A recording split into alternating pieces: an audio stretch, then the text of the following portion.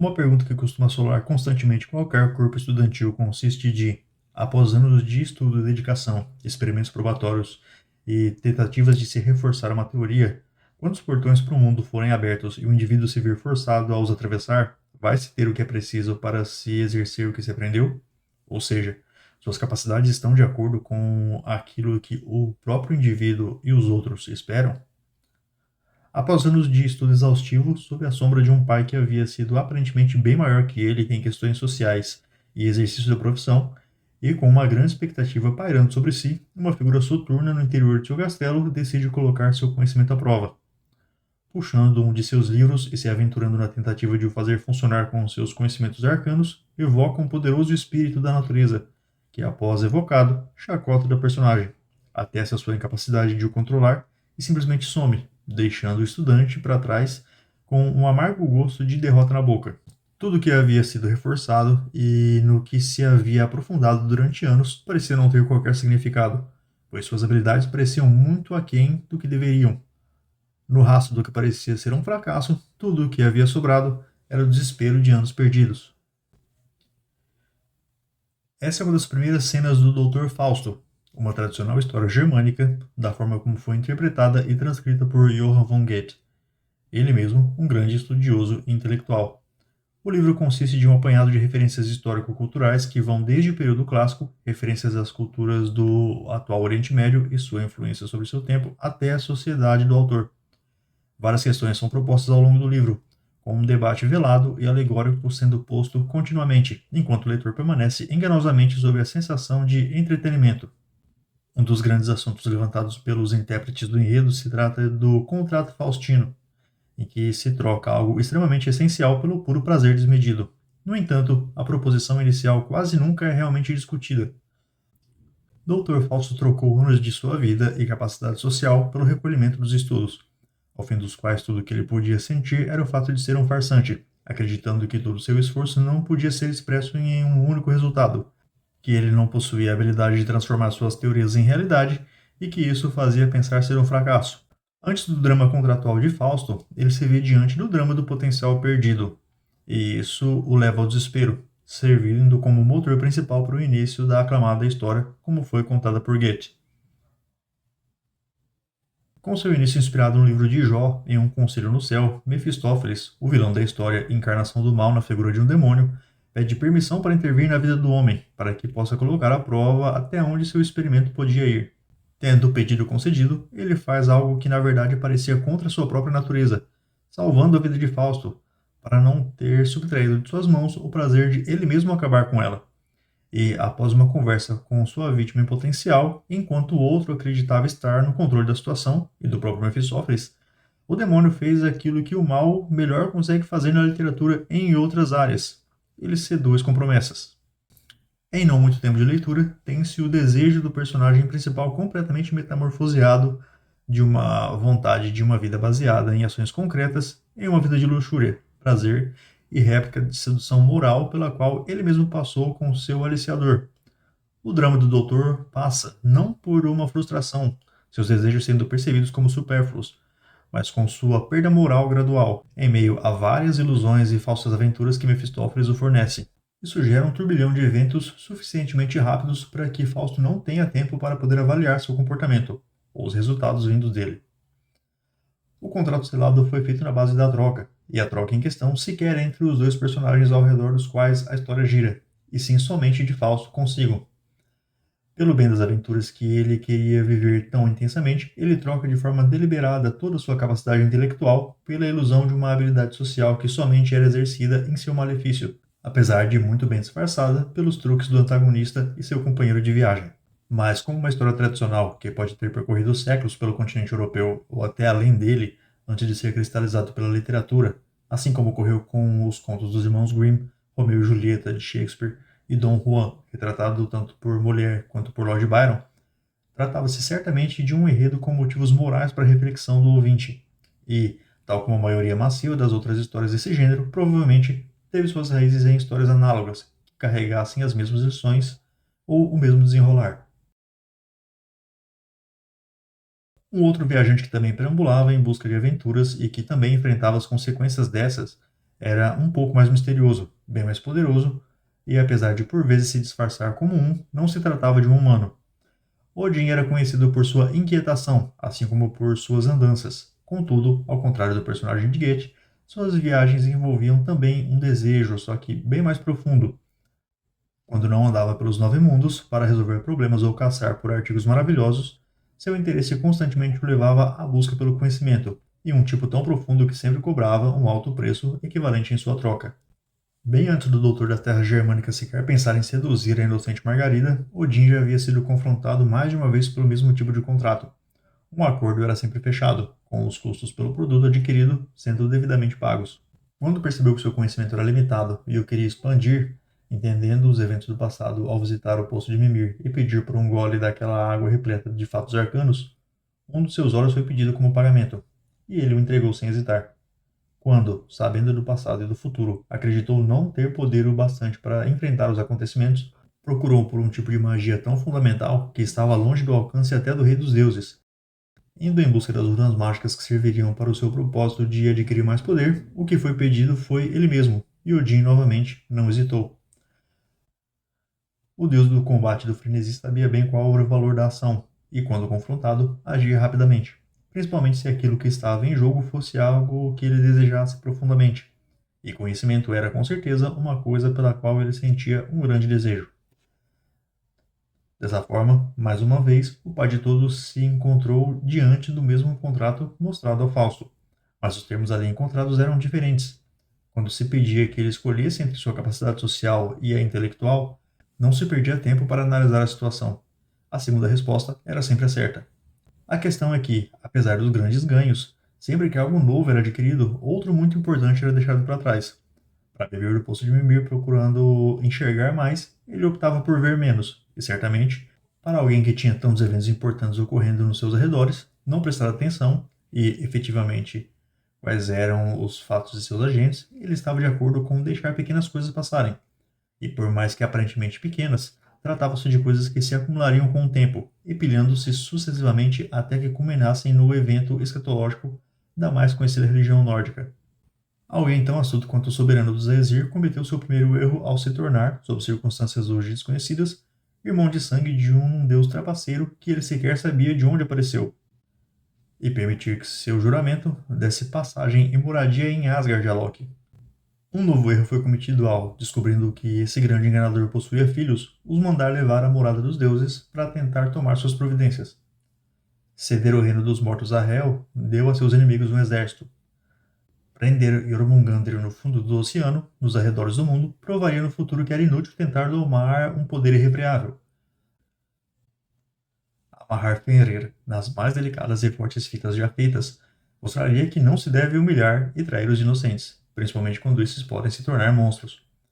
Permitir que Kvasir sacrificasse um filho Aesir de Loki para que outro fosse amaldiçoado e com isso criar condições para que o próprio Loki fosse amarrado em dor, agonia e luto por tanto tempo, ensinaria não somente a ele quanto a todos os outros deuses e a quase totalidade das criaturas dos nove mundos que o ódio era acumulativo e extremamente perigoso. Ao procurar por tanto tempo e com tanto afinco por conhecimento e ao encontrar, deixar sempre algo de muito valor para trás deveria servir de lição ao soberano das divindades nórdicas que o conhecimento era importante e valioso, mas que poderia ser enganoso e danoso caso sua capacidade de ver a realidade como realmente era estivesse comprometida. O mesmo contrato foi assinado em diferentes vezes, mas com suas cláusulas e seu escopo em extremos opostos. E, como todo extremo, em ambos os casos, levavam ao mesmo resultado: o erro. A questão da troca da visão pela capacidade de enxergar não é única da cultura europeia, no entanto. O mote da capacidade vinda com os olhos e seu potencial pode ser encontrado em outras divindades e religiões, com um formato aparentemente similar. A linhagem real encontrada no centro do panteão egípcio é um exemplo evidente do uso da estrutura mitológica para o repasse dessa ideia. O principal conflito desse conjunto de deuses se encontra centrado na figura de Osíris, Ísis e Seth, sendo os deuses da fertilidade, da geração e da destruição, respectivamente, apesar de vários outros atributos também serem conjuntamente designados a eles. A trama se desenvolve sob o caráter de Seth, seus maus termos com seu irmão Osíris, e as lutas que se seguem após o deus regente ser sabotado pela figura caótica. Em um momento, após ser desmembrado por Seth, os restos do corpo de Osíris são espalhados pelo Egito na tentativa de eliminar sua influência sobre os dois reinos que compunham a nação, a partir do que começa a busca de Ísis por essas partes, em conjunto com uma sucessão de atividades místicas. O que importa para o contexto é que, para todos os efeitos, o deus estava morto, tendo sua presença drasticamente diminuída do mundo. Mas, como tradicionalmente lido pelos cultos egípcios, a morte não implicava em finalidade. Osíris alcança, instrui e treina seu filho, Horus, para que ele combata e prevaleça sobre Seth, infundindo nele a ideia de que não havia maior honra do que a luta pela dignidade de seus pais. E é a partir daí que Horus sai em busca da defesa de seu legado e da sua tentativa de restaurar o balanço no mundo. E balanço é uma palavra importante para esse enredo, dado que se deve considerar a religião antiga do Nilo como não maniqueísta, o que significa que a prevalência do bem contra o mal não era considerada tanto em seu desenvolvimento, tanto quanto a culminação de um evento escatológico. Ambas as forças, o bem e o mal, existem desde a criação do mundo e dos outros deuses, e ambas atuavam para o funcionamento da ordem, fosse de modo cíclico ou em união. Caso uma sobrepujasse a outra, a consequência seria desordem, que é exatamente o que aconteceu com o fim do reinado osiríaco. Dessa forma, a vitória possível de Horus sobre seu tio não deveria implicar na erradicação desse mal, mas sim em seu reassentamento, para que ele tornasse a agir de acordo com seus desígnios. Antes da vitória consagrada de Horus, em um dos pontos altos da luta, Seth fere seu olho esquerdo, que simboliza a luz. Em seguida, o mais velho o arranca, e enfim, em um terceiro momento, o esmaga, sendo tanto interpretado por Plutarco em seu Sobre Ísis e Osíris, como uma representação das fases lunares, levando em consideração que o autor, ao longo de sua obra, rende significado dos mitos sobre os quais o povo egípcio pode ou deve os ver. Antes mesmo de estar treinado e partir para o combate, Horus já era reconhecido pelo pai como alguém que havia conseguido atingir a sabedoria. Durante o confronto, seu conhecimento e sua capacidade foram sólidos o bastante para que, ainda que perdesse parte de sua visão, não deixasse de ver. Assim que o resultado dos seus esforços, a despeito das dificuldades, foi seu sucesso. Os contrapontos entre Fausto, Odin e Horus consistem basicamente do deus egípcio poder ter perdido vantagem na luta, se destabilizando, ou seja, ter perdido sua sabedoria e a tendo inutilizada, diante de sua perda. Mas isso não ocorre, pois o seu saber era suficientemente sólido para que ele continuasse. Ele não trocou uma capacidade por outra, ao perder parte de sua visão. Ele poderia ter apelado à sabedoria, assim como Odin terminou por fazer, mas conhecimento a mais teria quais consequências positivas em batalha? Que era o que ele enfrentava no momento. Não havia tempo suficiente para refletir quando o que era exigido dele era força e consciência de campo.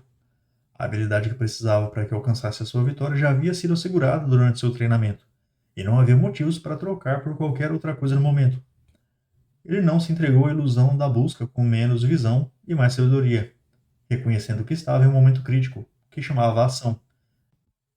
E a atitude que tomou foi agir em conformidade. Seus resultados foram de acordo com sua prudência e seu equilíbrio. Por natureza, ele já havia nascido de modo balanceado, seu pai sendo representativo do Sol e sua mãe da Lua. Dois opostos criativos para os egípcios agiram para a geração do ideal do monarca. Seus olhos também tinham tal ideia impressa. O direito representando o Sol e o esquerdo a Lua, que indicavam que sua essência vinha não de uma fonte ou de outra, mas de ambas, fazendo dele a figura ideal para a restauração da estabilidade. E, posteriormente, como sagração ao seu aumento de sabedoria, recebeu de presente do próprio Thoth, deus também da sabedoria e da lua, seu Wadjat, reconhecido como um símbolo de cura, balanço, saber e proteção. Sua recompensa por não se iludir temporariamente com algo foi exatamente aquilo que poderia ser recebido por contrato, mas sem qualquer encargo que agisse em seu detrimento.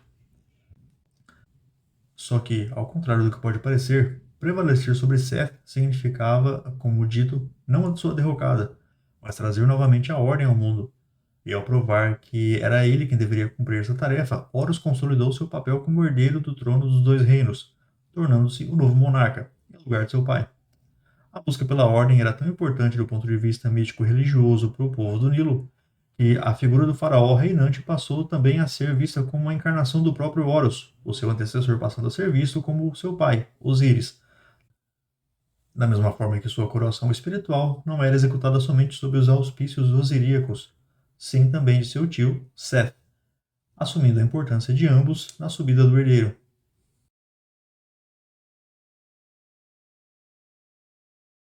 Representações divinas ou mitológicas costumam ter a multiplicidade de membros ou características como uma representação de poder ou potência, simbolizando o quanto de capacidade tal ser detém e o que ele representa. Os muitos olhos de Marduk aludem à sua capacidade em atentar aos arredores e inferir algo ao se proteger contra infortúnios. Os 1000 braços e mãos de Avalokiteshvara servem para que se possa alcançar o maior número possível de suplicantes, e 11 faces para que possa conseguir ouvir e atentar a mais súplicas, com seus significados podendo variar dependendo do intérprete ou da tradição. A Hidra de Lerna tem um número crescente de cabeças, simbolizando o perigo progressivo que somente pode ser vencido com o uso da astúcia. Odin possui 18 feitiços que permitem manipular a realidade para conseguir concretizar seus planos e desígnios, e assim por diante. Porém, se um número acima do normal de qualidades ou características simboliza poder, o que poderia haver de especial quando o que ocorre é a perda de uma dessas características? Primeiramente, o mais evidente é o sacrifício feito por algo mais significativo.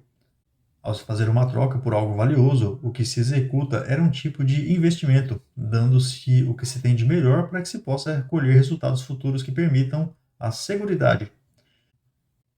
E esse comportamento vindo dos deuses serve para a validação dos sacrifícios, oferendas feitas pelos seus seguidores e devotos, sendo uma prática comum em religiões antigas de forma majoritária, podendo se encontrar a prática mesmo em religiões ainda existentes. Propiciar os deuses com oferendas mais sofisticadas sinalizava que estava-se disposto a dar o que se tinha de melhor em troca da estabilidade futura, ou como uma demonstração de paciência, havendo a intenção de se esperar até que seus pedidos fossem cumpridos. Ou seja, investia-se piamente no presente, se esperando por uma boa consequência no futuro. Em segundo lugar, dispor de menos recursos e ainda assim se cumprir com o que é devido se trata de um sinal de capacidade. Mais incrível é o trabalho feito quanto menos meios se possui, principalmente quando se tem uma obra final com a qualidade que se deveria ter caso se houvesse todas as ferramentas e materiais possíveis. A queda de maná vinda dos céus nada significaria de fato caso ocorresse em meio à abundância. Seria ainda um prodígio, mas sem qualquer serventia e com o significado esvaziado. Sua ocorrência em meio ao deserto, ou seja, sem recursos adicionais, é o que realmente fazia com que fosse um milagre relacionado à providência, dado que foi algo executado pelo bem do povo escolhido. Nessa mesma linha, na mitologia, quando um deus ou criatura se submete a condições de escassez diante de um desafio que é enfrentado, é sob tais condições que o poder e virtual autenticidade ou direito desse ser é atestado. Mesmo que com uma grande privação, feitos maravilhosos ainda puderam ser feitos, e tanto traz consigo legitimação da autoridade.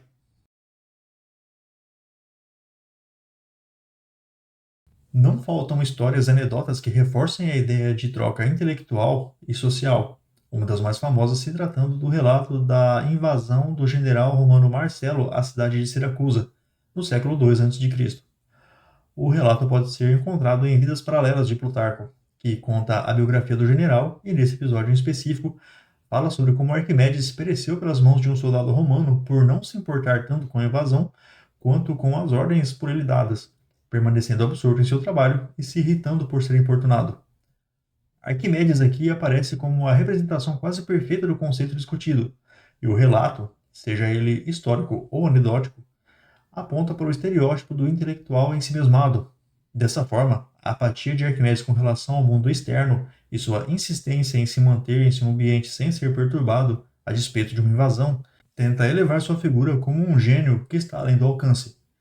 E esse não é um motivo que foi cultivado somente entre as nações que cultuavam mais fortemente os aspectos intelectuais na antiguidade, mas pode ser percebido também em tempos mais recentes, com sua mensagem centrada na pessoa de Immanuel Kant. Ignorando-se sua filosofia, se é que isso pode ser feito, que carrega também muito do que ele aparentemente tentava manter em sua vida pessoal e profissional, Kant é conhecido por 2 pontos: seu esforço contínuo na direção de seus objetivos e quão metódico e pontual ele era nessas tarefas. Fala-se constantemente de relatos sobre como um relógio poderia com facilidade ser ajustado de acordo com quando ele aparecia em público ou executava suas atividades. Ele se trata, então, de um dos maiores exemplos da qualidade de promotor da disciplina pela busca de sentido e de um objetivo. E, afinal, de que se trata a disciplina senão de um sacrifício contínuo e calculado, se visando um resultado desejado? Entrar em um regime estrito em benefício do desenvolvimento pode ser encarado de forma análoga a um ato de se deixar parte de sua liberdade como voto sacrificial para se assegurar a estabilidade futura. E quanto mais correta a forma de se celebrar tais cerimônias, mais assegurados devem ser os resultados obtidos quando a recompensa chegar.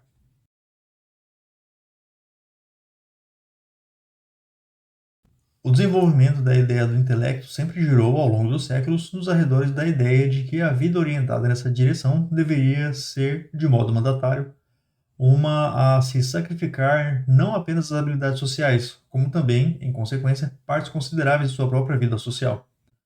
Fazendo isso, aparentemente, um aspecto não atrapalharia o outro, mantendo a ordem diária das coisas.